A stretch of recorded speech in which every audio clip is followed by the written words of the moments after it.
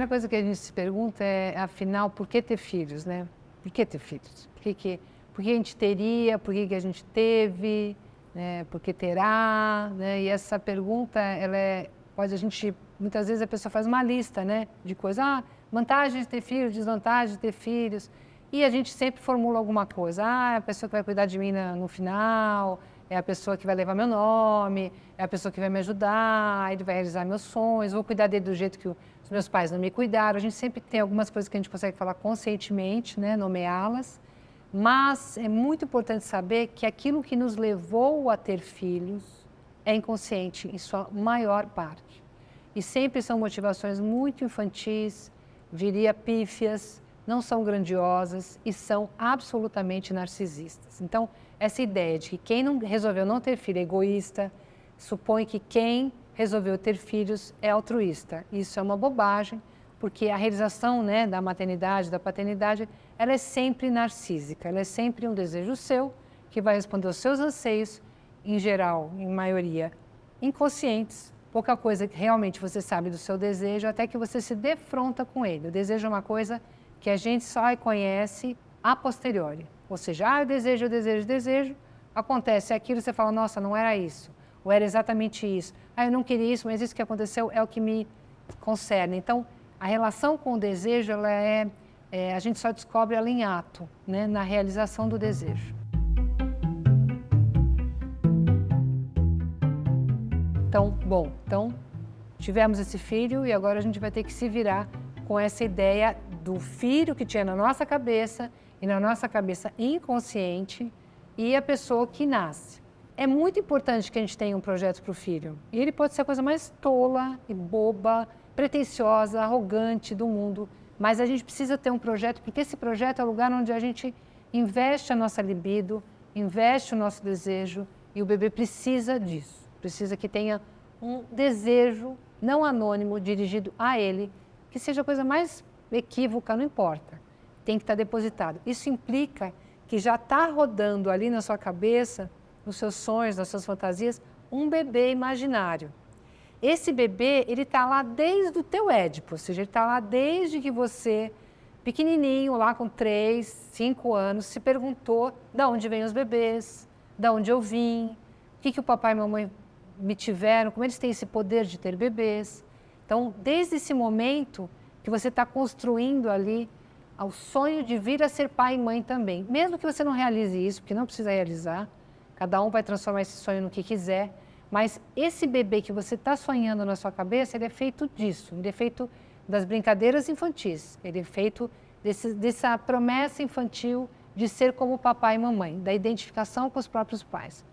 Bom, é claro que não é esse que vai nascer, né? Quer dizer, porque está na tua cabeça. Então, vai nascer o absoluto desconhecido, o estrangeiro, vai nascer um noivo de casamento arranjado, que você nunca viu o noivo, você vai ter que passar a lua de mel com o cara, você nunca viu. Mas ele nasce e ele, a princípio, é um corpo que você não reconhece. E que você vai, porque no primeiro choque é que você está gestando, né? E quando eu digo gestando, não é só quem tem o bebê no útero, mas quem está acompanhando aquela gestação, os avós, né? Os tios estão lá fantasiando cada um bebê, e aí nasce o estranho, e ela nasce e você imediatamente vai tentar, primeiro estranhar, mas depois tentar reconhecer alguns pontos com os quais você possa se identificar e falar, esse é um bebê, esse é o meu bebê. Né? Olha a cara do avô, olha a cara da sogra, olha a cara não sei quem, olha, ele faz que nem eu, ele é agitado. São formas de se aproximando desse estranho, imprimindo ali um lugar de identificação, a partir do qual você vai poder cuidar dele, sentindo que ele te concerne, que ele é assunto seu, que você vai ficar sem dormir muitos e muitos meses, às vezes anos, sem dormir direito, porque aquilo te concerne, você se responsabiliza, você se apaixona e em alguma medida você ama, né? Mas tem um choque aí, tem que ter um choque. Tem um momento onde você não reconhece e tem um momento onde você passa a se identificar, porque você vai construindo essas pontes identificatórias com o bebê. E o bebê vai reagir a isso do jeito que ele puder. Você está sonhando com o bebê calminho, ele chora sem parar. Você está sonhando com o bebê que chora sem parar, ele é calminho. Enfim, tem milhões de combinações possíveis. A questão é que a gente tem um atravessamento cultural terrível, que é o seguinte: uma falsa propaganda, uma fantasia, um delírio de que você olha para o seu bebê e você se apaixona por ele instantaneamente e você o reconhece instantaneamente e que ele é o bebê dos seus sonhos.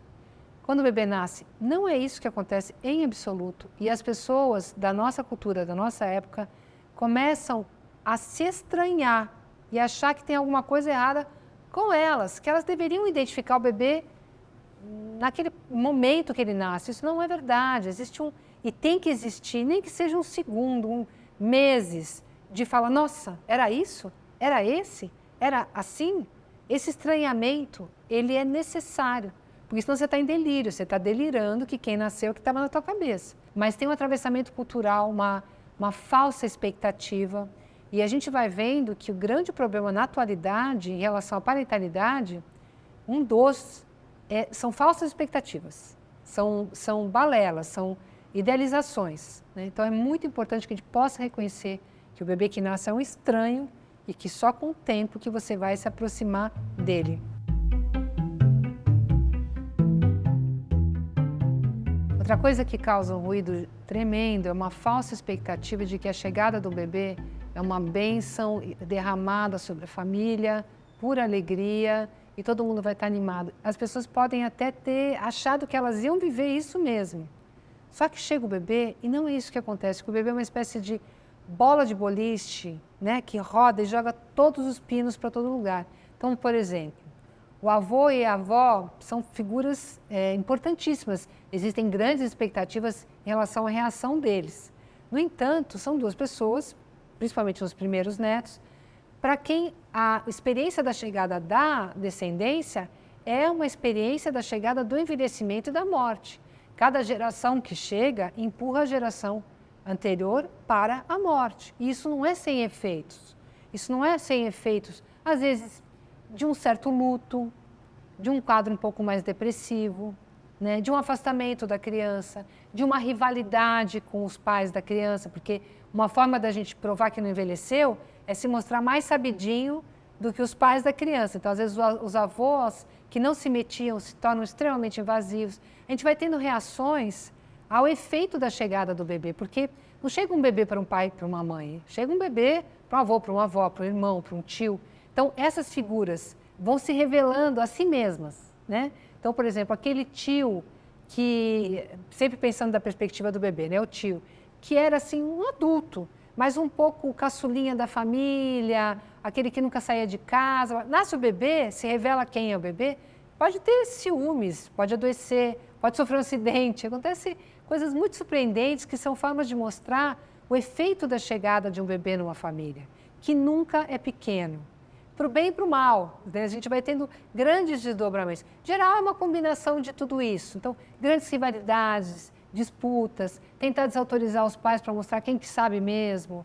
Os irmãozinhos mais novos, né, que também vão tendo que se haver com a intrusão do irmão mais velho. Então, essas transformações é muito importante a gente ter uma tolerância em relação a elas, partindo do pressuposto que não dá para imaginar que vai ser uma alegria para todos o tempo todo, né? Se a gente abaixar falsas expectativas, a gente tem muito mais chance de viver essa experiência sem grandes decepções também.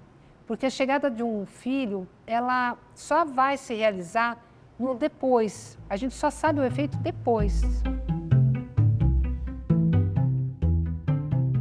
Dentro do campo da perinatalidade, ou seja, da gestação, do parto, puerpério, de quem passou mesmo pela experiência de parir um bebê, a gente tem a mais aí de trabalho, que é a experiência no corpo, né?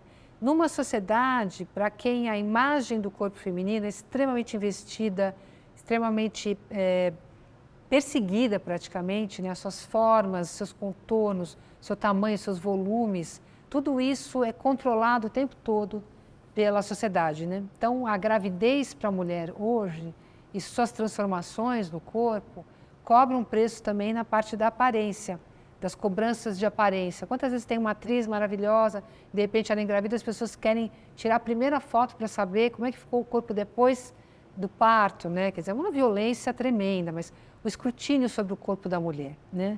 E a gente tem falsas expectativas de que esse corpo vai retornar ao que ele era antes. Ele pode até ficar melhor, pode ficar pior, não interessa, mas antes não tem, porque é um atravessamento gigantesco da experiência corporal, da própria relação com o corpo, não só com o corpo naquilo que ele se transformou, que a gente pode observar, mas naquilo que ele se transformou do que no consciente. Então, por exemplo, uma mulher que se sentia frágil, dependente, incapaz de fazer qualquer coisa, de repente pariu outra pessoa. Não é sem efeitos você ter vivido essa experiência que pode te trazer uma outra dimensão do que você é capaz de viver, do que você é capaz de enfrentar. Não sabemos, não tem nenhuma resposta a priori. O que a gente tem que botar na conta é que existe um acontecimento da gestação e do parto, e ele vai exigir uma elaboração psíquica e vai exigir um trabalho de luto. Porque o luto, para nós, na psicanálise, não é adoecimento, ele é o contrário do adoecimento. É o recurso que a gente tem para elaborar psiquicamente situações que são excessivas, como, por exemplo, o nascimento de um filho. Enquanto quem recebe a criança, que é o pai ou a companheira da mãe que não pariu, tem que fazer o luto de várias coisas, essa pessoa que pariu vai ter que fazer o luto deste corpo também e das fantasias que tinha em relação a este corpo. Tem que fazer o luto também daquilo que sai de si, mas que não é mais si mesmo. Ou seja, deixar sair uma parte sua que vai ganhar o mundo, que os outros não vão ter que passar. Então a gente tem que dar espaço para a pessoa fazer essa elaboração, escutando o que vier, que ela tiver para dizer, mas sem supor que a gente sabe o que ela viveu. A gente sabe que ela viveu uma experiência, mas a gente não sabe como aquela experiência afetou-a e o que ela viveu daquela experiência. Que isso é só no plano individual. Bom, se a criança é uma bola de boliche que joga os pinos todos para o lado, os primeiros pinos da fila são o papai e a mamãe, ou a dupla, né?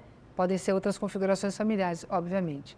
Mas a gente vai ter aqui, pela primeira vez na nossa sociedade, ultra individualista, onde cada um tem seu projeto pessoal, leva a sua vida e de repente mora junto e no máximo tem que decidir a cor do sofá novo da casa, entendeu? E se não sair contente, não tem tanto problema. De repente, os dois têm um projeto para além da vida, né? Um projeto onde eles vão ter que decidir tudo e vão se responsabilizar integralmente. E aí as diferenças podem aparecer de forma gritante, porque com que material que a gente imagina a criação dos nossos filhos? Grande parte é um material inconsciente que vem das relações com os nossos pais. Então você fala, quando eu for mãe, eu vou deixar meu filho fazer tudo, ele vai ter liberdade, porque eu não tive. E aí quando nasce o filho, você não consegue dar liberdade para ele, porque tem uma coisa a tua ideia, né, manifesta, e outra coisa é aquela experiência latente, e que realmente vai fazer a coisa funcionar ou não. Eu sempre quis botar muito limite, mas com meu filho eu não consigo. O que esse não consigo fala de você, mas uma parte sua que você não consegue reconhecer como sua. Então tem algo ali que vai aparecer só que dos dois lados, né? Então cada um vai trazer histórias familiares, transgeracionais, que vão ser colocadas ali em prática, tanto a partir das ideias que se tem sobre educação, quanto a partir daquilo que a gente não sabe da gente mesmo. Então, ali podem aparecer enormes conflitos. Outra questão, e aí a gente pode emendar nessa daí, é a sexualidade. Porque a sexualidade que até então podia ser vivida de uma certa forma, na chegada do primeiro filho, que inaugura algo que os outros podem corroborar, né? A chegada do primeiro filho vai falar, bom, como é que fica essa sexualidade agora quando tem uma criança, né? Lembra que a gente estava falando o tempo todo de como a mulher ficou condenada ao papel de mãe, acima de tudo, e a própria sexualidade dela ficou em segundo plano? Isso está operando dentro da conjugalidade. Então, será que esse homem ou esse companheiro, essa companheira, vão continuar vendo esta mulher como mulher, eroticamente, depois que ela se torna mãe? Ou mãe se torna uma imagem tão gigantesca que absorve tudo, né? Será que esse homem vai ter desejo por essa mulher que se torna mãe? Será que essa mulher vai achar que a sexualidade dela continua valendo? Então tem muitas reconfigurações que vão sendo feitas, tanto no plano da sexualidade, no plano da vida social, por exemplo, né? Então, aquele grupo de amigos que funcionava, às vezes quando chega um filho não funciona mais, porque todo mundo vai no ano novo para uma praia deserta, não sei aonde, você não vai levar seu bebê recém-nascido numa praia deserta que você ia todo ano com a turma. E isso pode criar um ruído tão grande que você se vê se afastando da sua turma, né? Que às vezes só quando todo mundo tiver filho volta aquela turma. Então, a vida social é profundamente impactada. E aí, o casal vai ter que conciliar isso também, porque o entorno do casal retroalimenta aquela vida conjugal também, né? A interferência dos familiares, né? O quanto cada um vai se referir aos próprios pais, dentro mesmo, o quanto que cada avô e avó pode entrar na dinâmica do casal ou não, né? E como que cada um se ressente. Então, por exemplo, as mulheres se queixam de que a sogra, amando do filho, vem dar um palpite, enfim, tem todo um ruído, como se o filho, marido dela, estivesse querendo mostrar quem é o modelo dele, que é a própria mãe. Então tem todo um novo jogo. E na questão de gênero, como a gente sabe, e isso é inconteste, que a carreira das mulheres vai ficando para trás em relação aos homens, em função do nascimento dos filhos, a gente não pode descartar a quantidade de ressentimento que isso traz para um casal que até então vinha funcionando de uma forma mais paritária. Então tem um rebaixamento aí na carreira que já é colocado pela maternidade, né? Pelo fato de você se dedicar mais, pelo fato de você amamentar.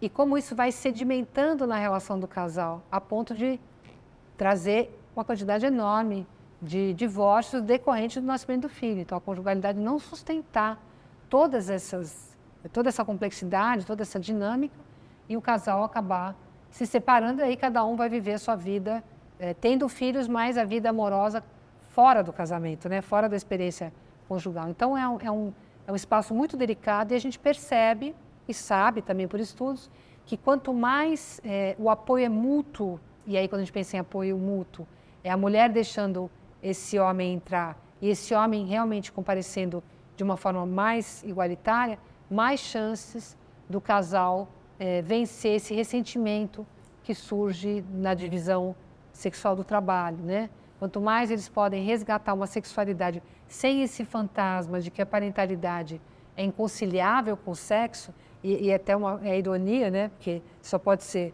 pai e mãe porque você tem uma vida sexual, é muito curiosa essa fantasia. A gente tem mais chance também do casal sobreviver à turbulência aí da parentalidade.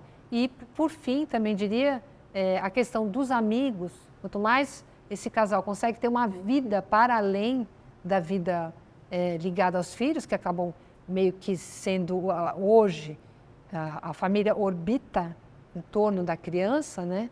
Criando mais essa mazela, que é da impossibilidade das pessoas terem uma vida para além dos filhos.